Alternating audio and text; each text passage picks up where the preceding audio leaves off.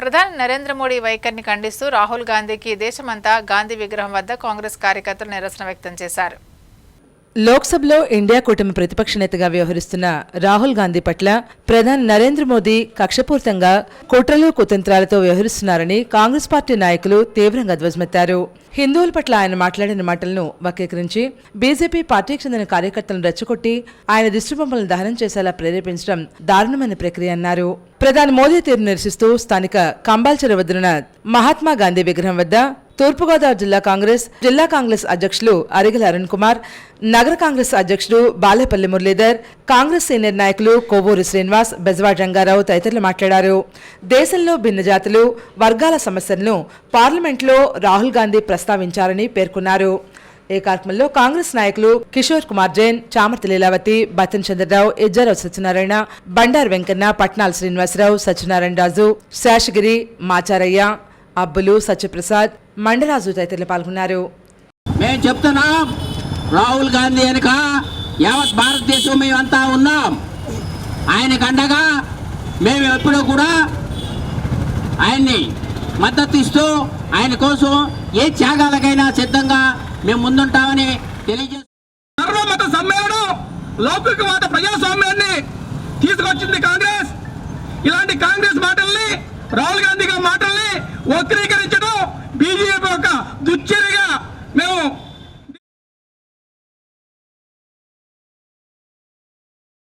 అల్లూరి స్ఫూర్తితో ఏపీకి ప్రత్యేక హోదా సాధించేందుకు కృషి చేయాలని జైహింద్ పార్టీ నాయకులు డిమాండ్ చేశారు. స్వాతంత్ర సమరయోధుడు, మన్యం వీరుడు అల్లూరి సీతారామరాజు పోరాట స్ఫూర్తితో ఆంధ్రప్రదేశ్కు ప్రత్యేక హోదాతో పాటు విభజన చట్టంలోని హామీలు నెరవేర్చేందుకు కృషి చేయాలని ఎన్డీఏ కూటమి ప్రభుత్వానికి జైహింద్ పార్టీ నాయకులు విజ్ఞప్తి చేశారు. ది రాజమండ్రి ప్రెస్ క్లబ్లో జరిగినటువంటి మీడియా సమావేశంలో ఆల్ ఇండియా జైహింద్ పార్టీ వ్యవస్థాపక ఫౌండర్ దశరథ రామిరెడ్డి, ప్రత్యేక హోదా joint action committee state convener మరి రాజా శ్రీనివాసరావు, రాజమహేంద్రవరం రూరల్ నుంచి జై భారత్ నేషనల్ పార్టీ తరపున పోటీ చేసిన మన్నవ రఘురాములు మాట్లాడారు. ముందుగా అల్లూరి సీతారామరాజు 127వ జయంతి సందర్భంగా ఆయన చిత్రపటానికి పూలమాలలు వేసి ఘనంగా నివాళులర్పించారు. విద్యార్థి, ఉద్యోగ, ఉపాధ్యాయ సంఘాలను కలుపుకుని ప్రత్యేక హోదా సాధనకై పోరాటం చేయడానికి సిద్ధంగా ఉన్నామని ప్రకటించారు. బీహార్ రాష్ట్రంలో నితీష్ కుమార్ గారు డిమాండ్ చేస్తున్నారో వారికంటే మనకి అవసరం. ఎందుకంటే మన రాష్ట్రంలో రాజధాని లేదు. గత 10 సంవత్సరాలుగా విభజన హామీలు నెరవేరలేదు. విభజన హామీలు నెరవేరకుండా ప్రత్యేక హోదా రాకుండా ఇబ్బంది పడుతున్న రాష్ట్రం ఏదైనా ఉందంటే ఇది ఉరుమూతలూగించినటువంటి గంగవెల్లులించినటువంటి మహాకవి, దేశభక్త కవి గరిబెళ్ల సత్యనారాయణ గారికి జన్మనిచ్చిన నేల ఇది. ఆదికవి, వాగరు శాసనుడు, శ్రీమద్ మహాభారత కావ్యాంత్రీకర కవిత్రయ ప్రథముడు అయినటువంటి నన్నయ్య భట్టారకుడు నడయాడిన నేల ఇది. భరత్రామ్ ఇంకా అధికారంలో ఉన్నామనే భ్రమలో ఉన్నారని టీడీపీ అధికార ప్రతినిధి దాస్యం ప్రసాద్ ఎద్దేవా చేశారు.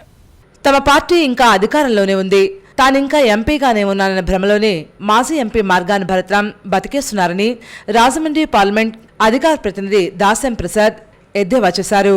ప్రెస్ క్లబ్లో గురువారం ఏర్పాటు చేసిన మీడియా సమావేశంలో ఆయన మాట్లాడుతూ ఇటీవల జరిగిన ఎన్నికల్లో 72,000 మంది వ్యతిరేకించిన మాజీ ఎంపీ భరత్రామ్కు బుద్ధి రాలేదని వాపోయారు. నువ్వేం మాట్లాడుతున్నావో నీకు అర్థం కానటువంటి పరిస్థితి. డీజీపీ గారికి తెలుగుదేశం పార్టీలో ఉన్నటువంటి వ్యక్తులు దాడులు చేస్తున్నారు, దౌర్జన్యాలు చేస్తున్నారు, బరిదెగించేశారు అని సంబోధిస్తూ ఉన్నాం. తెలుగుదేశం పార్టీ సంస్కృతి సాంప్రదాయం అది కాదు. ప్రజాక్షేత్రంలో ఉండడమే తెలుగుదేశం పార్టీ యొక్క ధ్యేయం. ప్రజల మధ్యలో ఉండి ప్రజల సమస్యలు పరిష్కరించడమే తెలుగుదేశం పార్టీ ఎజెండా. మీకులాగా అధికారుల్ని, వ్యవస్థల్ని అడ్డు పెట్టుకుండి రాజకీయాలు చేయాల్సినటువంటి అవసరం తెలుగుదేశం పార్టీ నాయకులకి లేదు. అందులో మరి ముఖ్యంగా ఇక్కడ ఉన్నటువంటి ఆదిరెడ్డి కుటుంబానికి అసలు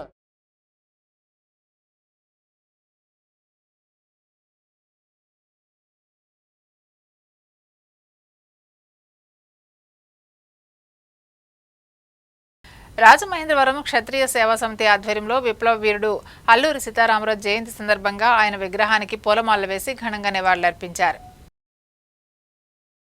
స్థానిక కటారి నగర్ రామాలయం వద్ద అల్లూరి సీతారామరాజు విగ్రహానికి పలువురు పూలమాలలు వేసి నివాళులర్పించారు. ఈ కార్యక్రమంలో వక్తలు మాట్లాడుతూ అల్లూరి భారత స్వాతంత్ర చరిత్రలో ఒక మహోజ్వల శక్తి అని, ఆయన సాయుధ పోరాట స్వాతంత్ర ఉద్యమంలో ఒక ప్రత్యేక అధ్యాయమని పేర్కొన్నారు. సాయుధ పోరాటం ద్వారానే స్వతంత్రం వస్తుందని నమ్మి దానికోసమే ప్రాణాలర్పించిన యోధులని కొనియాడారు. కేవలం 27 ఏళ్ల వయసులోనే నిరక్షరాస్యులు, నిరుపేదలు, అమాయకులు అయిన అనుచరులతో చాలా పరిమితమైన వనరులతో బ్రిటిష్ సామ్రాజ్యం అనే మహాశక్తిని ఢీకొన్నాడని పలువురు వక్తలు కొనియాడారు. ఈ కార్యక్రమంలో గైడ్ కాలేజ్ చైర్మన్ చైతన్యరాజు, మాజీ గ్రంథాలయ చైర్మన్ బైరాజ్ ప్రసాద్ రాజు, కాంగ్రెస్ పార్టీ నాయకులు ఎస్ఎన్ రాజా, మాజీ కార్పొరేటర్ కోసూరు చండీప్రియ, సుబ్బరాజు తదితరులు పాల్గొన్నారు.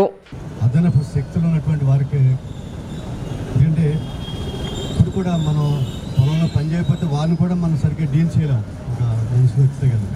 అటువంటిది లైబ్రరీస్లోకి వెళ్ళి మనం ఇటువంటి కార్యక్రమాలు చేసుకుంటూ ఉన్నాం.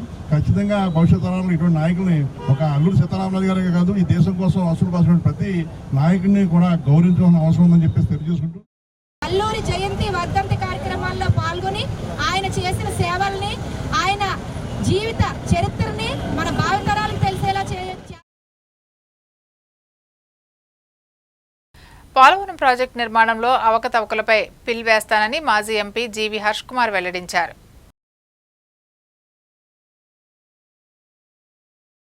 పోలవరం ఆంధ్రప్రదేశ్కు జీవనాడి.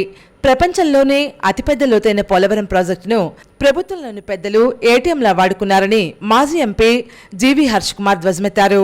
గురువారం రాజమహేంద్రంలోని రాజీవ్ గాంధీ డిగ్రీ కళాశాల ప్రెస్ కాన్ఫరెన్స్ హాల్లో ఏర్పాటు చేసిన విలేకరుల సమావేశంలో ఆయన మాట్లాడుతూ పోలవరం ప్రాజెక్టు, కాఫర్ డ్యాం నిర్మాణం, డయాఫ్రామ్ వాల్ నిర్మాణం తదితర ప్రాజెక్టు ఎక్కువ శాతం నిర్మాణాలు చంద్రబాబు హయాంలోనే జరిగినని గుర్తు చేశారు. పోలవరం ప్రాజెక్టు అవకతవకలపై హైకోర్టులో పీల్ చేస్తానని పేర్కొన్నారు. ముందుగా ప్రాజెక్టు వల్ల నిర్వాహితులైన వారికి ప్యాకేజీ ఇచ్చిన తర్వాతే పోలవరం ప్రాజెక్టు నిర్మాణం చేపట్టాలని హర్ష్ కుమార్ డిమాండ్ చేశారు. ప్రాజెక్టు నిర్మించేటప్పుడు జాగ్రత్తలు తీసుకోకపోతే భవిష్యత్తులో పోలవరం నుంచి కాకినాడ వరకు ముంపుకు గురై 40 లక్షల మంది ప్రాణాలు గాల్లో దీపాల్లా మారేటువంటి అవకాశం ఉందని ఆందోళన వ్యక్తం. రాష్ట్రంలో ముఖ్యమంత్రి మారిన వెంటనే పోలవరం ప్రాజెక్టు నిర్మాణ సంస్థలు మారేవని ఆయన తెలిపారు.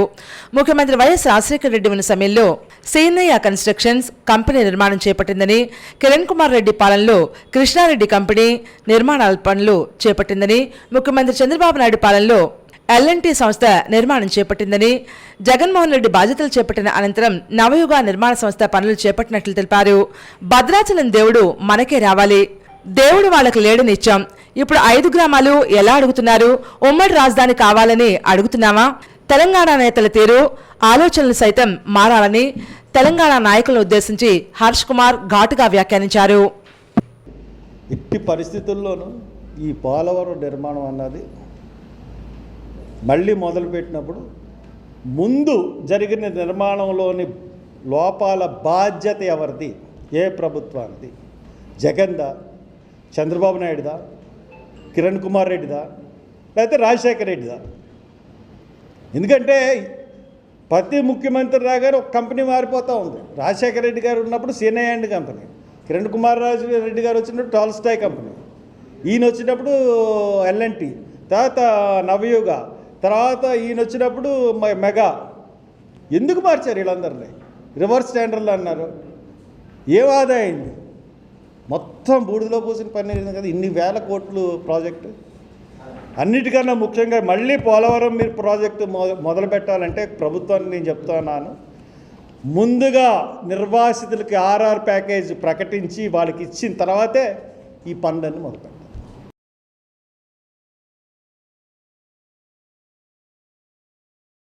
వైసీపీ హయాంలో గ్రామాలు చెత్తకుప్పలుగా మారాయని రూరల్ ఎమ్మెల్యే గోరంట్ల బుచ్చయ్య చౌదరి విమర్శించారు.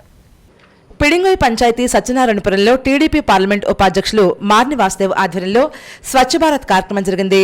ఈ కార్యక్రమంలో రాజమహేంద్రవరం రూరల్ శాసనసభ్యులు గోరంట్ల బుచ్చయ్య చౌదరి మాట్లాడుతూ వైసీపీ ప్రభుత్వ హయాంలో గ్రామాలన్నీ నిర్వీర్యమయ్యాయని, గ్రామంలో అభివృద్ధి లేక పంచాయతీలను చెత్తకుప్పలుగా మార్చారని దుయ్యబట్టారు. పారిశుధ్యం లేకుండా చేసి అంటువ్యాధులు ప్రబలుతున్నాయి. కేంద్ర పంచాయతీలకు ఇచ్చే నిధులను పక్కదారి పట్టించాలని గోరంట్ల మండిపడ్డారు. దానివల్ల కనీసం స్ట్రీట్ లైట్లు వేయలేని స్థితికి గత ప్రభుత్వం తీసుకొచ్చిందని ఎద్దేవా చేశారు. ఆంధ్రప్రదేశ్ రాష్ట్ర ముఖ్యమంత్రి నారా చంద్రబాబు నాయుడు, పంచాయతీరాజ్ మంత్రి, రాష్ట్ర ఉప ముఖ్యమంత్రి కొణిదెల పవన్ కళ్యాణ్ ఆలోచన చేసి గ్రామాలన్నీ కూడా శుభ్రం చేసే కార్యక్రమాన్ని ఈ రోజు ప్రతి చోట ప్రారంభించడం జరుగుతోందని వివరాలు తెలిపారు. సిబ్బందిని ఏ విధంగా ఉపయోగించుకోవాలి, అలాగే పంచాయతీలో ఉన్న నిధులను ఏ విధంగా సక్రమంగా ఉపయోగించుకోవాలనే అంశం మీద అధ్యయనం చేయాలని కోరారు. పారిశుధ్యానికి ప్రజలు కూడా సహకరించాలని విజ్ఞప్తి చేశారు.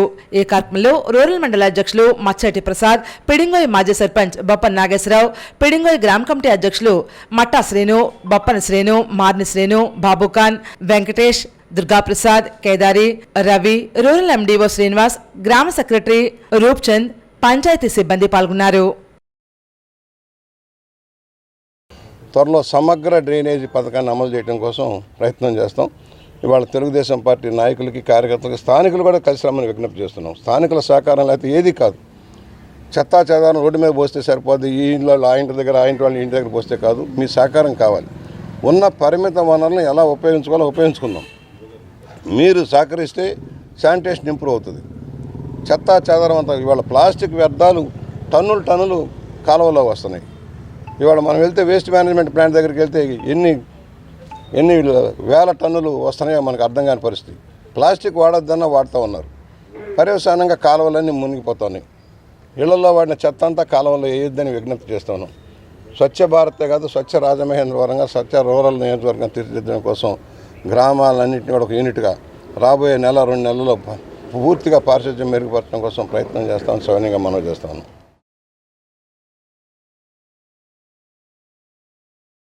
దివంగత వంగవీటి మోహన్ రంగ జయంతి సందర్భంగా రాజమండ్రి ప్రభుత్వ ఆసుపత్రి అన్నా క్యాంటీన్ వద్ద కాపునాడు ఆధ్వర్యంలో భారీ అన్నదాన కార్యక్రమాన్ని నిర్వహించారు. రాజమండ్రి పార్లమెంట్ కాపునాడు అధ్యక్షుడు గూదర్ రఘునరేష్, నగర అధ్యక్షుడు ముమ్మిడి వీరబాబు, కార్యవర్గ సభ్యులు నవన్శెట్టి వీరబాబు, అక్కిరెడ్డి ప్రసాద్, గోపిశెట్టి విజయలక్ష్మి, సింహాద్రి నాగభూషణం, సతీష్, చక్రపాణి, సిరికి త్రిమూర్తులు, ర్యాలి రామకృష్ణ, విన్నావాసు, అల్లాటి రాజు, మంచాల సునీల్, పిల్లా దుర్గాప్రసాద్, వార్డు అధ్యక్షులు నాగప్రసాద్, గొర్రెల వేణుగోపాల్, లక్ష్మీనారాయణ, బీబీడి ప్రసాద్, కొప్పాల అప్పారావు, శంకన్ జగదీష్, తలారి శ్రీనివాస్, కొరటన్ నాగు, నాయకులు నాగిరెడ్డి సుబ్బారావు, బసవరాగులు, దేశరెడ్డి రాంబాబు, అడబాల రాజు, ప్రసాద్ తదితరులు ఈ కార్యక్రమంలో పాల్గొన్నారు.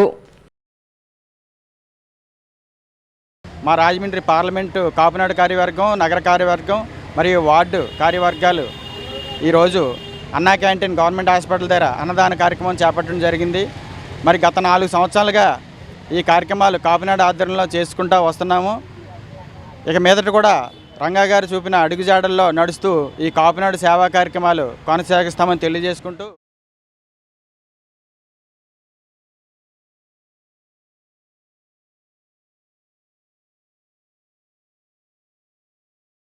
అల్లూరి పోరాట స్ఫూర్తితో రాష్ట్ర అభివృద్ధికి పునరంకితం కావాలని పర్యాటక శాఖ మంత్రి కందుల దుర్గేష్ పిలుపునిచ్చారు.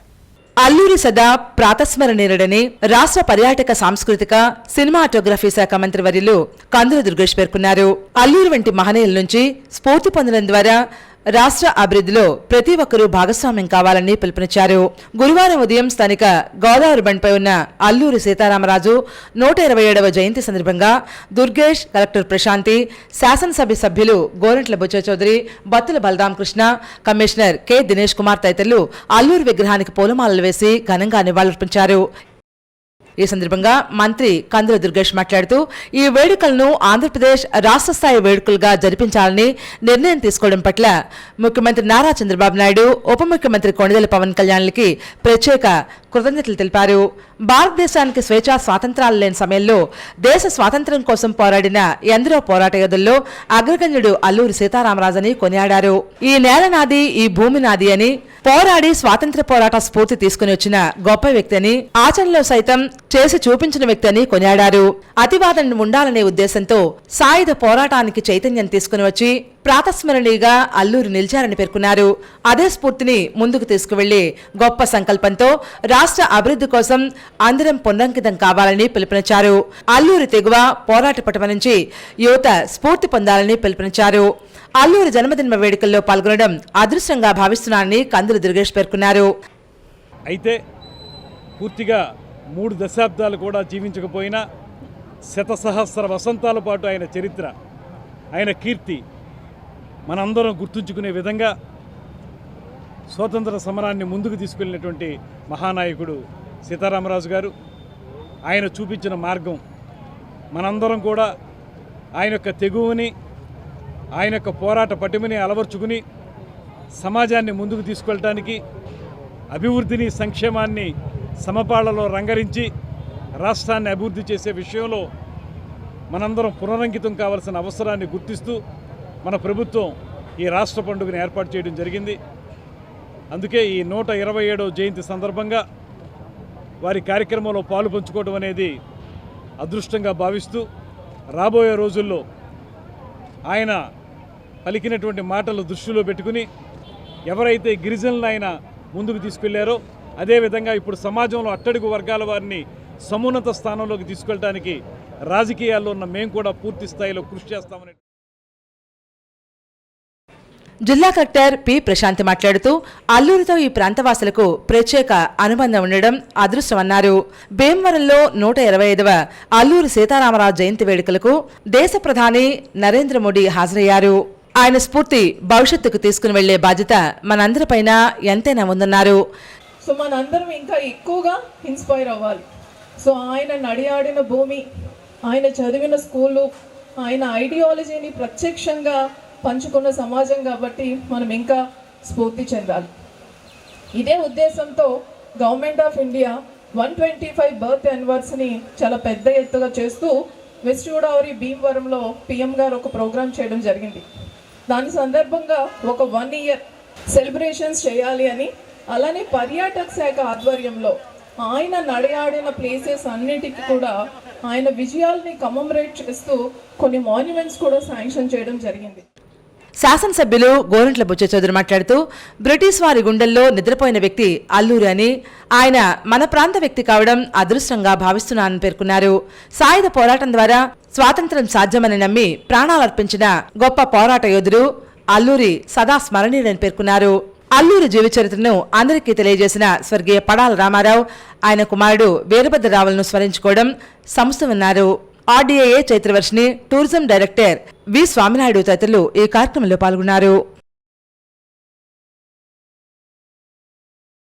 తమ నచ్చిన విధానంలో జీవిస్తూ తమ తోచిన దాంట్లో బతుకుతున్న గిరిజనులకి నష్టం కలిగిస్తున్న బ్రిటిష్ వారి చట్టాలకు వ్యతిరేకంగా పోరాటం చేసిన యోధుడు.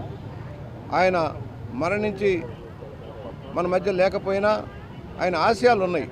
దేశం కోసం, ప్రజల కోసం ప్రాణాలు బలిపెట్టిన అనేక మంది నాయకుల్లో అగ్రగణ్యుడు సీతారామరాజు గారు.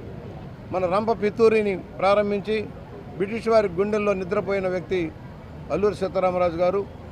మనందరికీ ఒకటే కోరిక, మన ప్రాంత అభివృద్ధి, గిరిజన ప్రాంత అభివృద్ధి ధ్యేయంగా పనిచేయాల్సిన అవసరం ఉంది. ఈరోజు కూడా ఎక్స్ప్లాయిటేషన్, గిరిజనుల దోపిడీ విధానంలో మార్పు రావాల్సిన అవసరం ఉంది. ఆ ప్రాంతంలో అభివృద్ధి జరగాల్సిన అవసరం ఉంది. సీతారామరాజు గారు పోరాడిన తూర్పుగోదావరి, విశాఖ, విజయనగరం జిల్లాల్లో ఆ ప్రాంత గిరిజన సమస్యల మీద మనందరం దృష్టి సారించాలి. పూర్తిగా అభివృద్ధి చెందాల్సిన ప్రాంతం అది. వారి జీవితాల్లో వెలుగులు నింపాలని సవినయంగా కోరుకుంటూ మరొకసారి and majority of the time ఆయన రెబిలియన్స్ అంతా రంపా రెబిలియన్ కానీ, మన్యం రెబిలియన్ కానీ, ఇవన్నీ కూడా రంపచోడవరం మన చుట్టుపక్కల ఉన్నటువంటి ఏరియా ఎస్టువైల్ ఈస్ట్ గోదావరి జిల్లా నుంచే ఆయన కార్యకలాపాలు జరిపారు. కాబట్టి మనందరం కూడా ఇంకా చాలా గర్వించాల్సినటువంటి అవసరం ఉంది. సో ఆయన యొక్క జీవిత చరిత్రని మనందరం కూడా ఒక పాఠం కింద నేర్చుకుంటూ ఆయన కోరుకున్నటువంటి భారతదేశాన్ని, ఆయన కోరుకున్నటువంటి న్యాయాన్ని ప్రతి ఒక్కరికి కూడా అందించడంలో మనందరం కూడా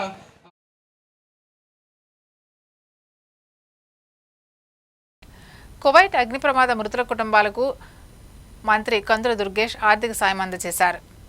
కువైట్ అగ్ని ప్రమాదంలో మరణించిన కుటుంబాలకు సీఎం సహాయ నిధి నుంచి చెరో 5 లక్షల ఆర్థిక సహాయాన్ని అందించి భరోసా కల్పించడం జరిగిందని రాష్ట్ర పర్యాటక, సాంస్కృతిక, సినిమాటోగ్రఫీ శాఖ మంత్రి కందుల దుర్గేష్ పేర్కొన్నారు. అల్లూరి జయంతి వేడుకల సందర్భంగా కార్యక్రమంలో పాల్గొన్న దుర్గేష్ బాధిత కుటుంబ సభ్యులకు చెక్కును అందజేశారు. ఈ కార్యక్రమంలో దుర్గేష్ మాట్లాడుతూ ఇటీవల కువైట్ దేశంలో జరిగిన అగ్ని ప్రమాదంలో మృతి చెందిన జిల్లాకు చెందిన ముల్లెట్ సత్యనారాయణ, మీసాల ఈశ్వరుడు కుటుంబ సభ్యులను వ్యక్తిగతంగా కలిసి మృతులకి నివాళులర్పించడం జరిగిందని పేర్కొన్నారు. జూన్ 12న కువైట్లోని 7 అంతస్తుల భవనంలో వంటగదిలో జరిగిన ప్రమాదంలో మృత్యువాత పడినట్లు తెలిపారు. వారింటికి స్వయంగా వెళ్లి పరామర్శించి ప్రభుత్వం తరపున ఆదుకుంటామని హామీ ఇచ్చామన్నారు.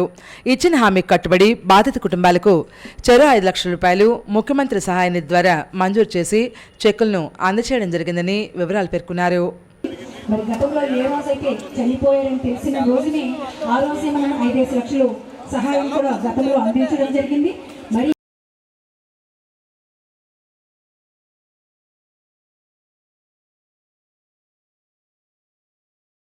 Godavari electrical workers trade union ఆధ్వర్యంలో స్థానిక విక్రమ్ హాల్లో ఎలక్ట్రికల్ కార్మికుల సమావేశం జరిగింది. సమావేశంలో ఇటీవల మరణించిన యూనియన్ సభ్యుడు యలమకాయల వెంకటరమణకి యూనియన్ తరపున తీవ్ర సంతాపం తెలియజేస్తూ 2 నిమిషాల మౌనం పాటిస్తూ వారి కుటుంబానికి తీవ్ర సంతాపం తెలియజేశారు. అనంతరం ఇటీవల యాక్సిడెంట్ అయిన కొండపల్లి సూర్యచంద్రరావుకి యూనియన్ తరపున 25 కేజీల బియ్యం, నెలకు సరిపడా కిరాణా సరుకులు అందజేయడం జరిగింది. గౌరవ అధ్యక్షులు ఎడ్ల సూర్యచంద్రరావు, గౌరవ సలహాదారులు కాకి రవిబాబు, బోరా వెంకట్ గోపాలకృష్ణరెడ్డి, ప్రెసిడెంట్ బొజ్జ రామకృష్ణ, వైస్ ప్రెసిడెంట్ వీరవల్లి గంగాచార్యులు, శేఖర్ ప్రసన్న కుమార్, పోలిపల్లి విజయ్ కుమార్ తదితరులు ఈ కార్యక్రమంలో పాల్గొన్నారు.